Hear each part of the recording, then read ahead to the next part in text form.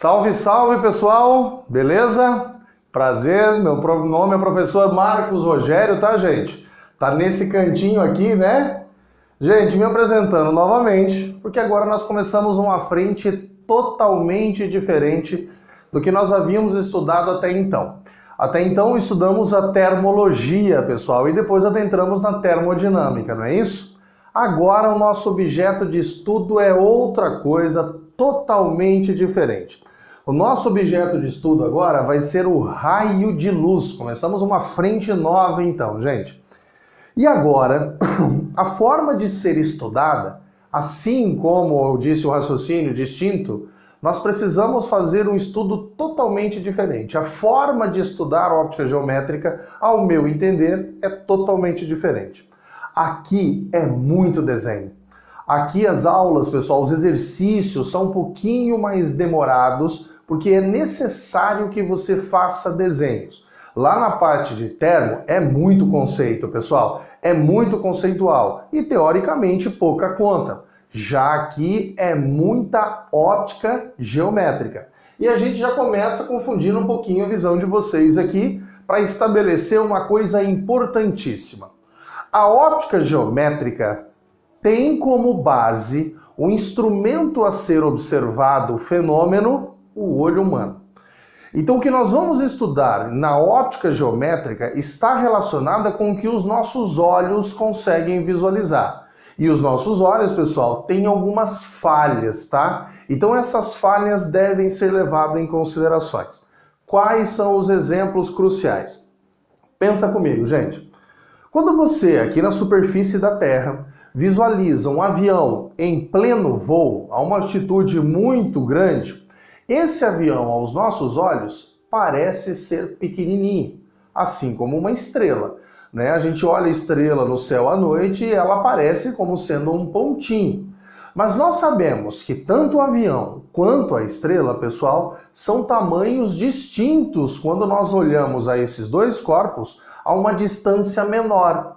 Então, quando você visualiza um avião, pessoal, no aeroporto, né, ou se aproxima de uma estrela, né, vai saber de que maneira, mas a gente sabe que uma estrela é muito maior, às vezes até que o Sol. Então, a distância nos confunde. Essa interpretação deve ser levada em consideração dentro da óptica geométrica. O mesmo raciocínio se faz à velocidade. Esse avião, pessoal, em pleno voo, aparenta estar numa pequena velocidade, não aparenta? Ele está bem devagarzinho. Já você, pessoal, quando vê esse mesmo avião pousando ou decolando do aeroporto, você fala, nossa, esse avião é muito rápido pousando ou decolando. Gente, ele está numa velocidade em pleno voo muito maior do que quando ele está pousando ou decolando.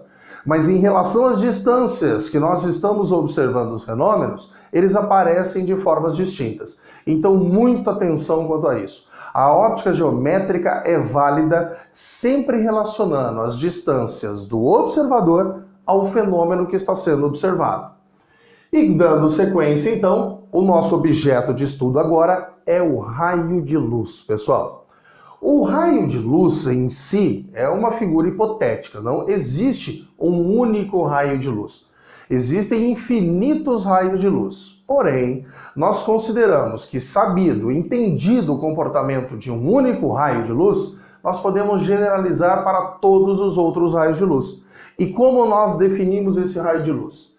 Ele vai ser representado um segmento de reta orientada. Toda grandeza que é orientada, pessoal, ela possui direção e sentido. Muita atenção, eu não falei nada de módulo, hein? Eu falei que uma grandeza orientada é uma reta orientada, segmento de reta orientada que possui direção e sentido. Então nós vamos ter que ficar fazendo o desenho desse objeto de estudo, ou seja, do raio de luz, em todas as situações. O mais comum, pessoal, é quando a gente desenha uma vela acesa. Então vamos imaginar essa vela aqui acesa. Como nós vamos representar os raios de luz emitidos por essa vela, pessoal? Nós sempre vamos imaginar a luz como sendo retas orientadas, ou seja, uma seta. Trocando em miúdos, gente, essas setas que nós vamos estudar dentro da óptica geométrica. E essas retas, esses raios de luz imaginário, aparecem na natureza de três maneiras, o que nós chamamos de feixes. Vamos lá para os feixes de luz. Feixes de luz. Os feixes de luz, pessoal, é como esse conjunto, esse aglomerado de raio de luz realmente age na natureza, como ele se propaga na natureza. Esse feixe de luz pode vir a sair de um ponto. Então vamos imaginar um determinado ponto e o feixe de luz saindo desse ponto, gente. O feixe de luz saindo de um determinado ponto, nós chamamos esse feixe de luz de feixe divergente. O nome desse feixe aqui, feixe divergente. Ou seja, ele diverge de um ponto. Divergente.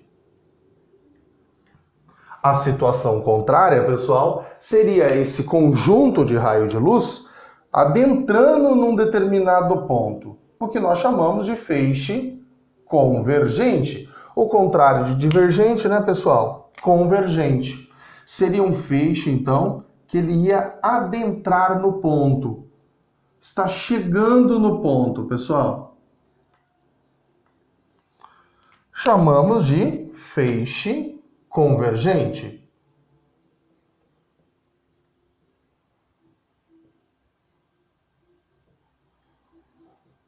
Convergente. Mas e se esse ponto P estivesse a uma distância infinitamente distante dos nossos olhos, pessoal? Por exemplo, os raios de luz que chegam até nós, emitidos por uma estrela. Essa estrela é um ponto que está infinitamente distante. Então, esses feixes chegam aos nossos olhos, pessoal, de maneira paralela.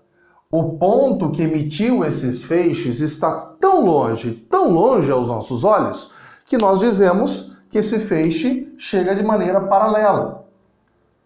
Feixe paralelo.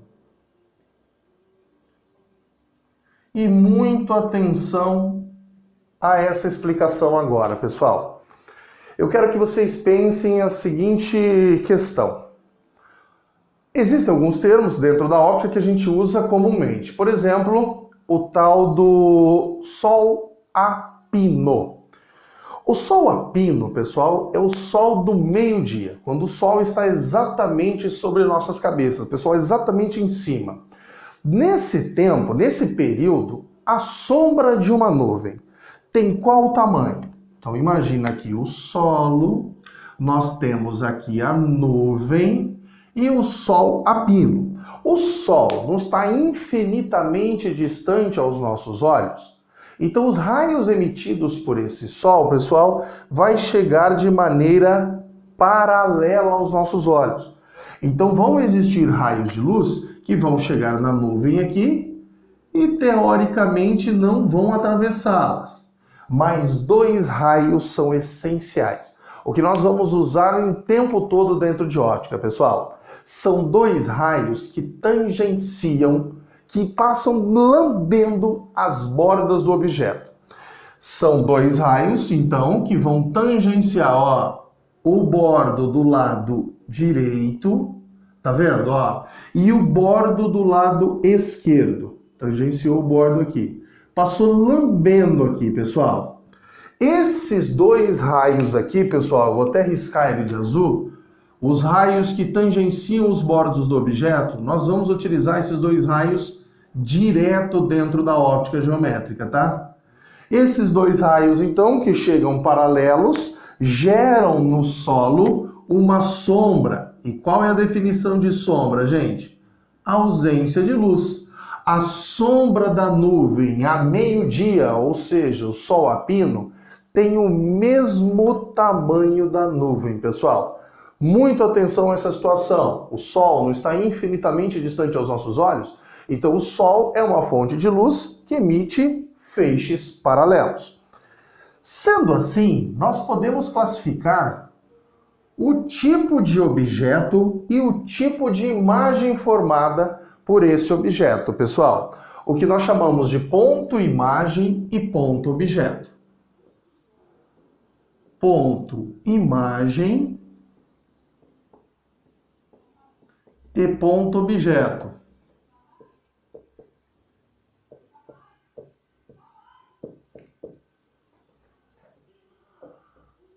Objeto. O ponto-imagem a gente abrevia como PI, tá, pessoal? E o ponto-objeto como PO. Nós podemos classificar a natureza do ponto-imagem e a natureza do ponto-objeto sabendo para onde a luz vai e da onde a luz veio, tá? Vamos começar então colocando os sistemas ópticos na brincadeira. E ele vai ser a nossa referência, saber se o raio de luz está chegando nesse sistema óptico ou se está saindo desse sistema óptico. Sendo assim, nós podemos classificar se o que nós estamos visualizando no papel é um objeto ou é uma imagem desse objeto. O nosso sistema óptico são sistemas que nós vamos estudar durante o nosso curso de óptica, pessoal. Pode ser espelho, lente, pode ser uma superfície d'água, um monte de objetos que nós vamos estudar na óptica, cuja luz vai chegar ou vai sair desses sistemas ópticos. Então eu imaginei aqui, ó, 3 situações possíveis. Esses aqui são os nossos sistemas ópticos. E vamos lá definir o que é ponto-objeto e o que é ponto-imagem, pessoal. Para isso eu vou fazer o 6 já e vamos classificar a situação.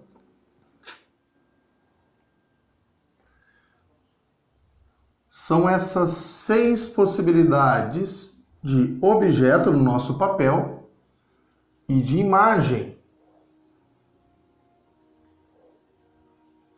Essa é a abreviação de sistema óptico, tá, pessoal? Imaginemos então que nós tenhamos um ponto P e os raios de luz saem desse ponto P e chegam, pessoal, no sistema óptico. Toda vez que o raio de luz chega no sistema óptico, ele chega de um objeto. Então esse ponto aqui é o que nós chamamos de ponto-objeto.